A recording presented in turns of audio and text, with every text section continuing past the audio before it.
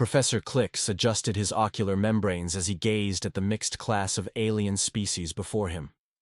Today was special. The first human exchange student had joined the Galactic Academy's Advanced Weapons Systems course. The blue-skinned Arcturian scholar cleared his throat, his voice amplified throughout the lecture hall. Today, we welcome Mac, our first human representative from Earth, classified as Death World 3 in our galactic registry. A hushed murmur rippled through the classroom. Most students had never seen a human in person. Mac, a stocky male with dark hair and an easy smile, seemed oddly comfortable in the alien environment. As you know, continued Professor Clicks, this semester focuses on comparative weapons technology across civilizations. Each species will present their cultural approach to armaments.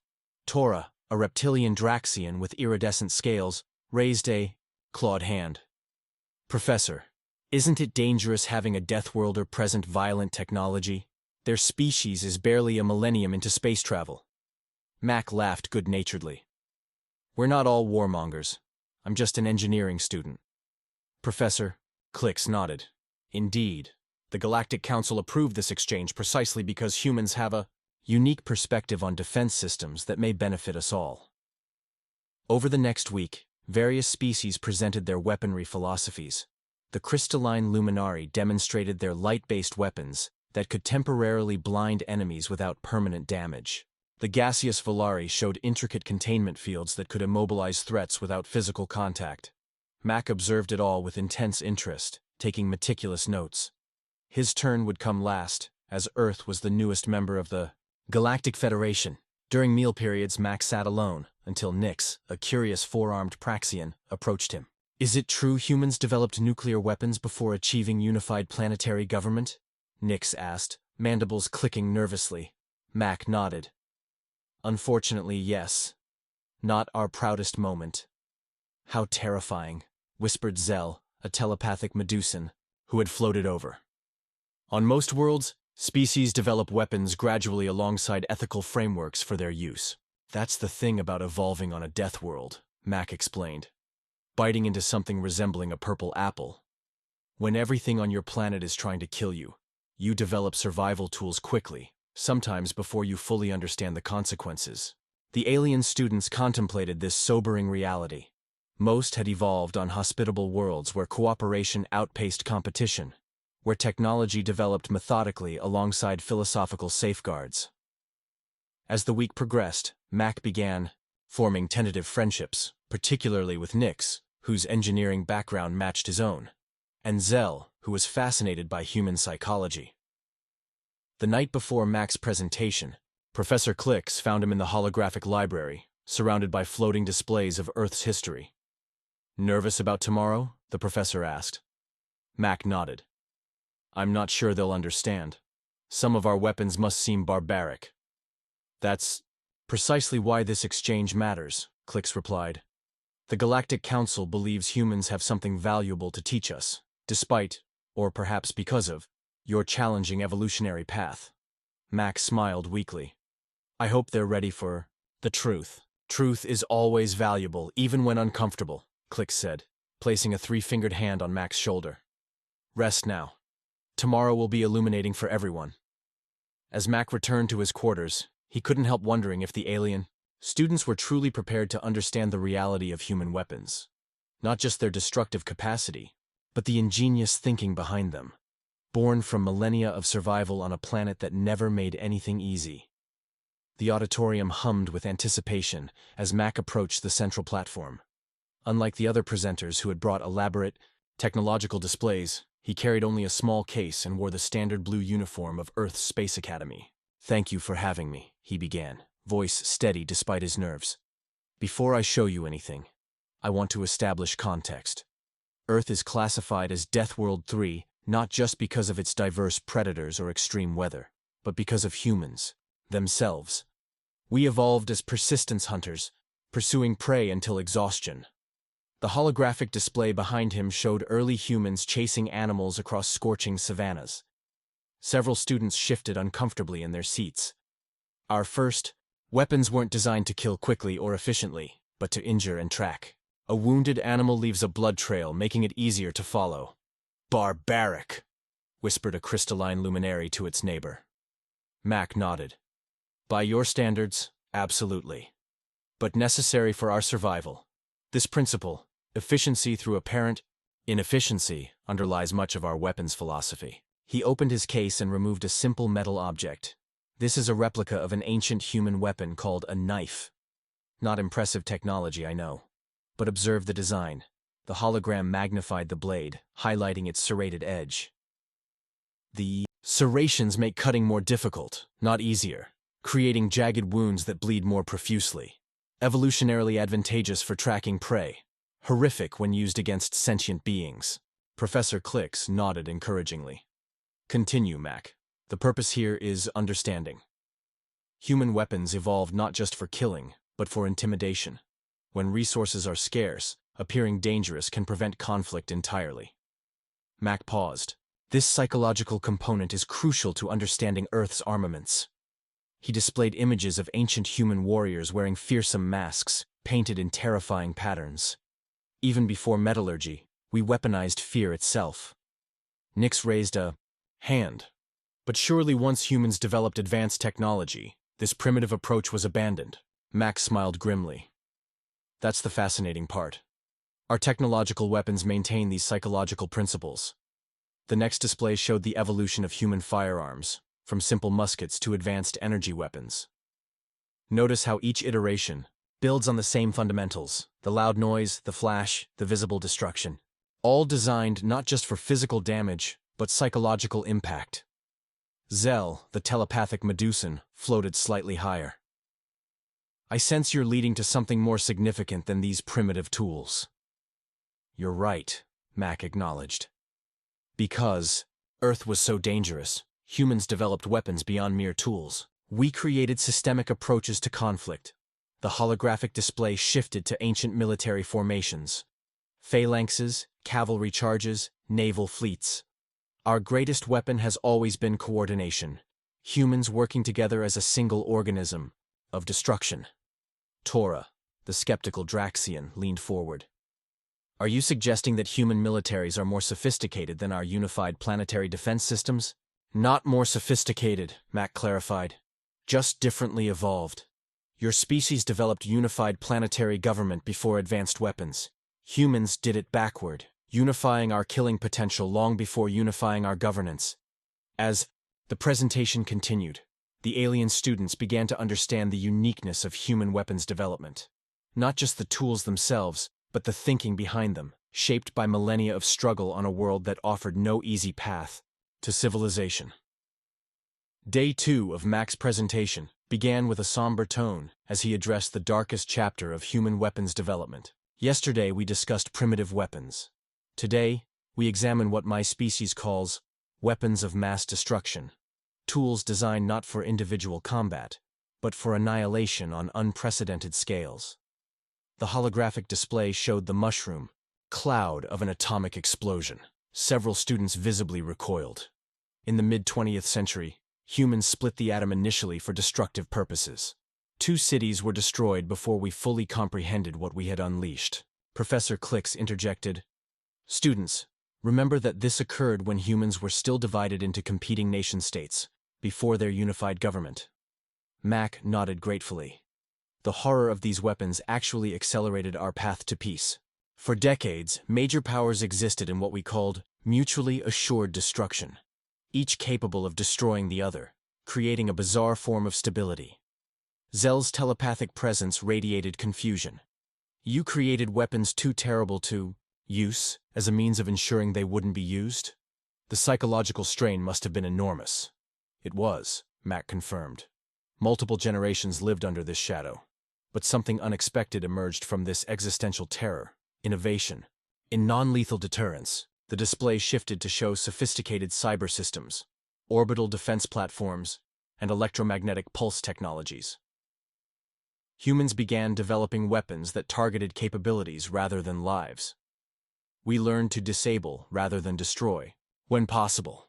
Nix raised all 4 of his arms in excitement. This aligns with the Praxian philosophy of proportional response. Exactly, Max said. Though we reached it through a different evolutionary path.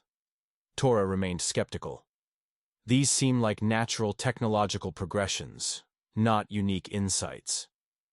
The uniqueness isn't in the technology itself, Mac explained patiently, but in how rapidly humans adapted to each new paradigm. Most species develop weapon systems over millennia, with ethical frameworks evolving alongside. Humans compressed this process into centuries, sometimes decades. He displayed a timeline comparing weapons development across known spacefaring species. The human timeline was dramatically compressed, showing massive technological leaps in minuscule timeframes.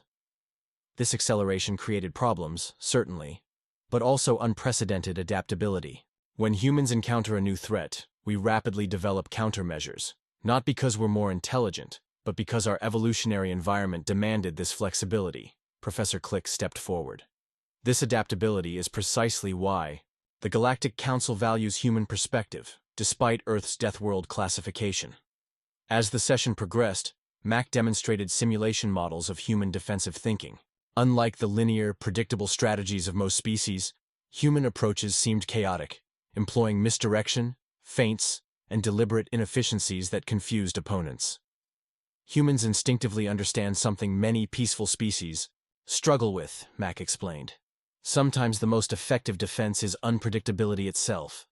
The alien students watched with growing fascination as simulation after simulation showed human strategies overcoming theoretically superior forces through unconventional approaches. Tomorrow, Mac announced as the session concluded, I'll reveal what I believe is humanity's most powerful contribution to galactic defense, something so fundamental to our thinking that most humans don't even recognize it as a weapon.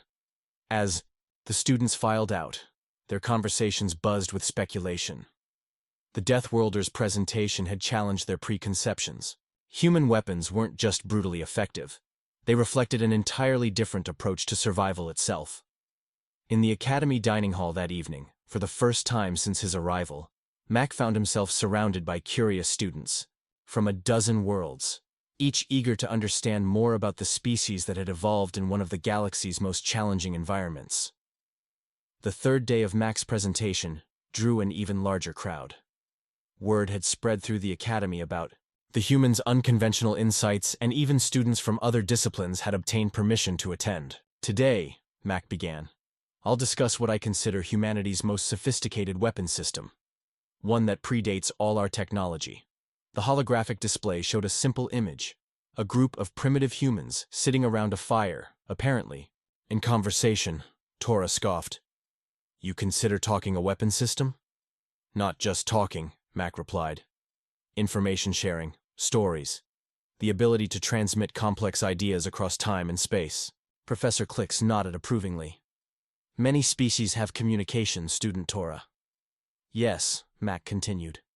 But human communication evolved uniquely due to our Death World environment.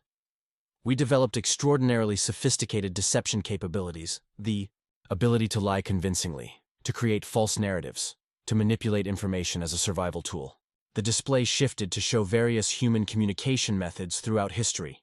Cave paintings, written language, printing presses, digital networks, and finally, the neural interfaces common in modern human society. Each advance multiplied our ability to share information, but also to weaponize it. What other species developed as tools for harmony, humans often adapted first for advantage in conflict. Zell pulsed with realization. Is this why humans have such complex encryption in your communication systems?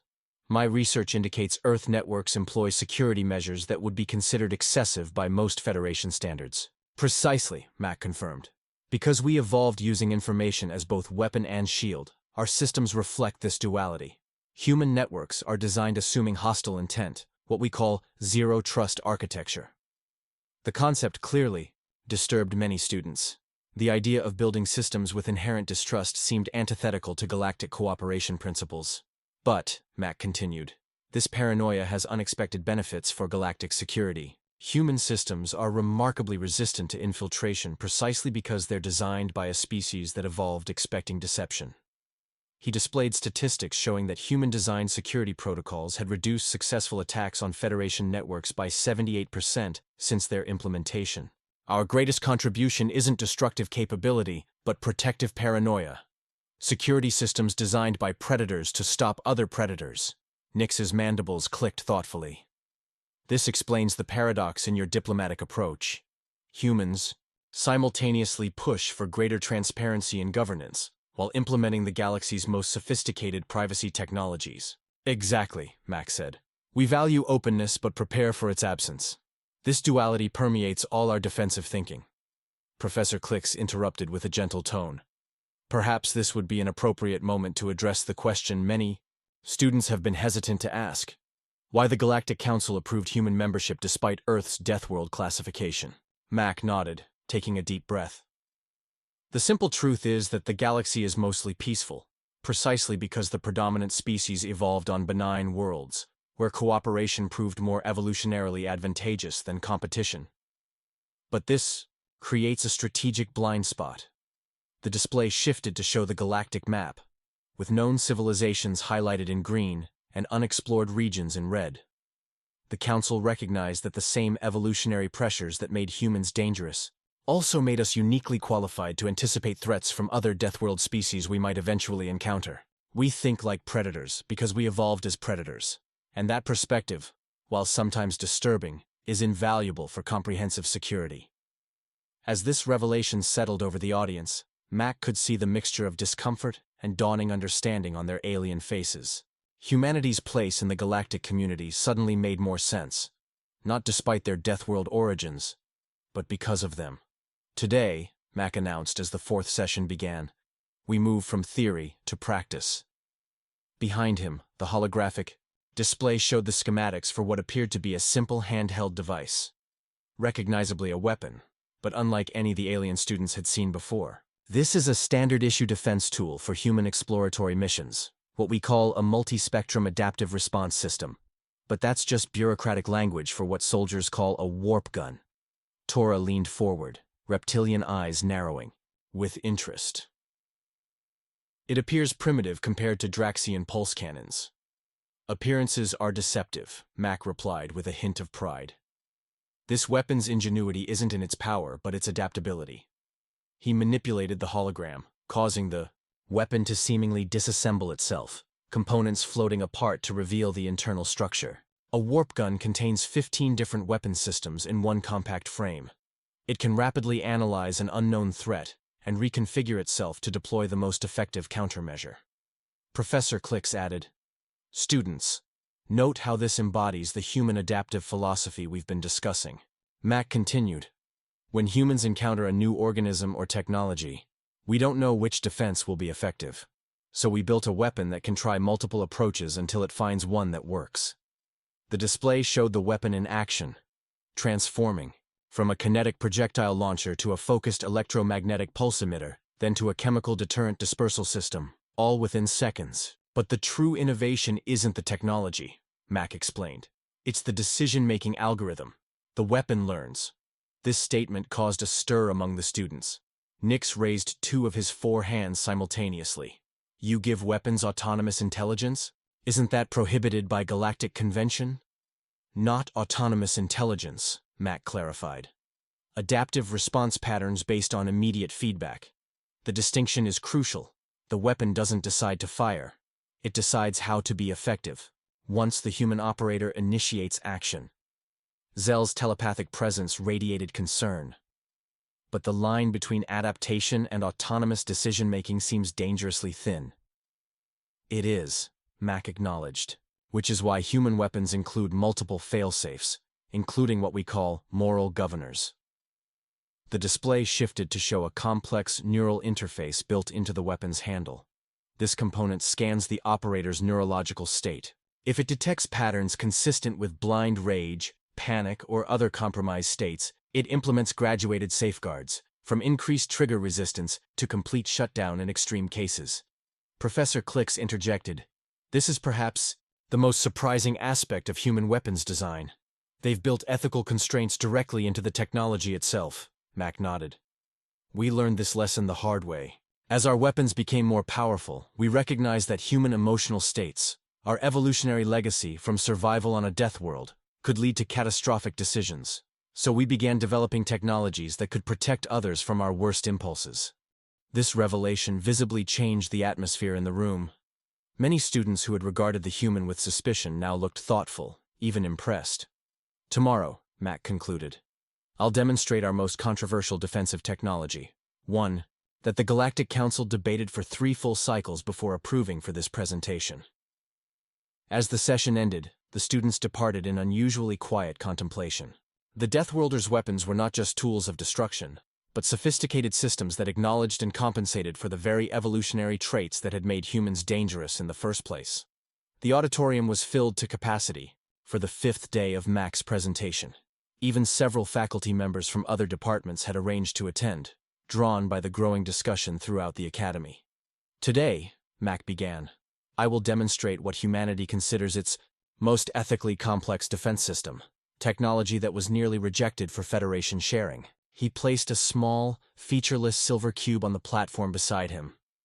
This, he said simply, is what we call an empathic resonator. Professor Clix stepped forward, his blue skin noticeably paler than usual. Students, I must emphasize that what you are about to learn is classified Level 7 technology.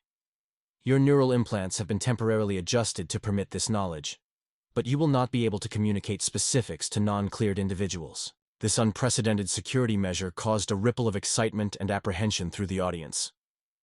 The concept behind this device is simple, Mac continued, though the technology is anything but. An empathic resonator creates a temporary, neurological link between combatants, causing each to physically experience the pain and fear they inflict on others. Utter silence fell across the room as the implications sank in. You make the attacker feel the victim's pain? Zell's telepathic voice wavered with disbelief. That seems almost cruel. It does, Mac acknowledged gravely, which is why deployment is strictly regulated, even on Earth. But consider the alternative, conventional weapons that cause suffering without consequence to the attacker. The holographic display activated, showing statistical models from conflict zones where resonators had been deployed. The data showed dramatic reductions in violence within days of implementation. When aggressors directly experience the consequences of their actions, most combat operations cease almost immediately. The technology doesn't prevent someone from defending themselves, but it ensures that inflicting unnecessary suffering carries an immediate personal cost. Tora, who had been the most skeptical student throughout the presentations, slowly raised a clawed hand. This challenges everything I understand about combat doctrine. Our military philosophy focuses on maintaining emotional distance from the enemy. This does the opposite. Exactly, Mac confirmed. Human history taught us something profound. Technological distance from violence makes atrocity possible. Remote weapons allow operators to inflict suffering without witnessing it. The resonator reverses this dynamic completely. Professor Clix added, the Galactic Council initially rejected this technology as too invasive. But after extensive ethical review, they recognized its potential to fundamentally transform conflict resolution, where diplomatic options have failed. Nix's mandibles clicked rapidly, a sign of intense emotional processing in his species. But surely there are those who would be willing to endure such feedback if they were committed enough to their cause. Certainly, Mac agreed. No defense system is perfect. But the resonator doesn't just transmit physical pain, it creates genuine empathic connection. Even the most hardened fighters find it difficult to maintain aggression when directly experiencing the emotional suffering they cause. The display shifted to show brain scans comparing neural activity before and after resonator exposure. The effect isn't just temporary. Extended exposure creates lasting neurological changes, essentially accelerating the development of empathic neural pathways. Former enemies often report persistent empathic awareness even after the technology is removed. As the implications of this technology spread through the audience, the mood shifted from shock to thoughtful contemplation. Here was a weapon unlike any in their understanding. One that didn't destroy bodies but transformed minds, that didn't end lives but changed them. Tomorrow, Mac concluded, for our final session, I'll explain why humanity developed these unconventional approaches to conflict, and what we hope to contribute to galactic security in the centuries ahead. As the students filed out, their conversations were subdued but intense. The Deathworlders' weapons had proven far more sophisticated and far more ethically nuanced than any had anticipated. For the final presentation, the Academy's grand Auditorium had been opened to accommodate the unprecedented interest. Students and faculty from every department filled the tiered seating, with even a few Galactic Council observers present at the rear. Mac stood alone on the central platform, no holographic displays or demonstration equipment visible. "Over the past week," he began, "I've shown you human weapons technology, from our primitive beginnings to our most advanced systems. Today, I want to explain why we developed these particular approaches, and what it means for our shared future." He paused, looking out at the diverse alien faces watching him intently.